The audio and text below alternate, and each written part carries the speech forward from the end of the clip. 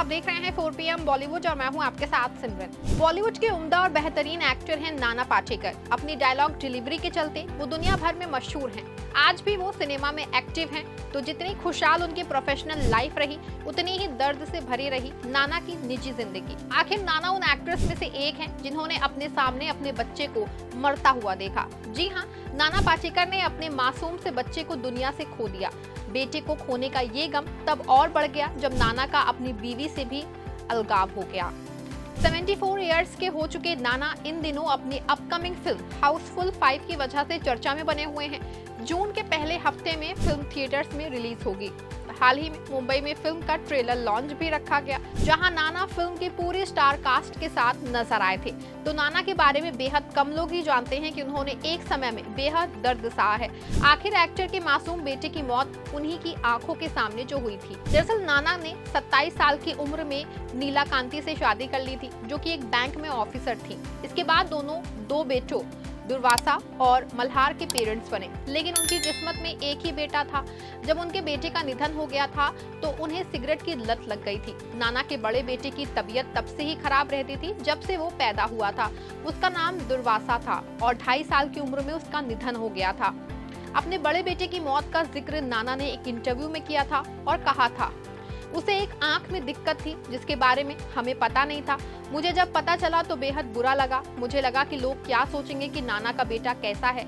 मैंने तब ये नहीं सोचा कि मेरे बेटे पे क्या गुजर रही होगी और उस पे क्या बीत रही होगी। मैं बस ये सोचता था कि लोग मेरे बेटे के बारे में क्या सोचेंगे। नाना ने आगे कहा कि मुझे तगड़ा सदमा तब लगा जब मेरे बेटे का निधन हो गया। उस वक्त मैं एक दिन में 60 सिगरेट पी जाया करता था, यहाँ तक कि नहाने के दौरान भी स्मोकिंग करता था। लेकिन ये बेहद बुरी बात थी। कोई भी सिगरेट की बदबू की वजह से मेरी कार में बैठ तक नहीं पाता था। मैंने अल्कोहल नहीं पिया, लेकिन मैं स्मोकिंग बहुत करता था। अपनी स्मोकिंग की लत छूटने की वजह नाना अपनी बहन को बताते हैं। उन्होंने अपनी बहन की वजह से स्मोकिंग छोड़ी थी, क्योंकि उनकी बहन के भी एक बेटी की मौत हुई थी। उन्हीं के कहने पे नाना ने स्मोकिंग छोड़ दी थी। बेटी की मौत के बाद नाना अपनी बीवी से भी अलग हो गए। वहीं नाना के दूसरे बेटे मल्हार लुक में बिल्कुल नाना पे गए हैं। कई लोग तो उन्हें अपने पापा की कार्बन कॉपी कहते हैं। पापा की तरह हीरो ना बनके मल्हार ने डायरेक्शन में करियर बनाया है। मल्हार पाटेकर ने बतौर असिस्टेंट डायरेक्टर राम गोपाल वर्मा की फिल्म द अटैक ऑफ 26/11 से इंडस्ट्री में डेब्यू किया था। फिलहाल अब वो खुद का प्रोडक्शन हाउस चलाते हैं। बात नाना की बीवी की करें तो नीला कांति ने 1966 में बतौर चाइल्ड आर्टिस्ट के रूप में एक्टिंग का करियर शुरू किया और करियर के दौरान मराठी रंगमंच पे एक अमिट छाप छोड़ी। मराठी सिनेमा में उनकी तूती बोलती है। हाल ही में उन्होंने विक्की कौशल और रश्मिका मंदाना की छावा से दमदार वापसी की।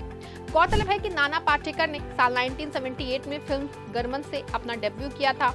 नाना के फिल्मी करियर की बात करें तो उन्होंने परिंदा, तिरंगा, क्रांतिवीर, अग्निसाक्षी, खामोशी और भूत जैसी कई शानदार फिल्मों में अपनी एक्टिंग से दर्शकों के दिलों को जीता। उन्होंने अब तक 3 नेशनल अवार्ड्स अपने नाम किए हैं। 2013 में उन्हें सिनेमा में योगदान के लिए पद्मश्री से सम्मानित किया जा चुका था। अपने एक्टिंग टैलेंट की नहीं, नाना फिल्म मेकिंग और स्क्रिप्ट राइटिंग के लिए भी काफी ज्यादा मशहूर हैं।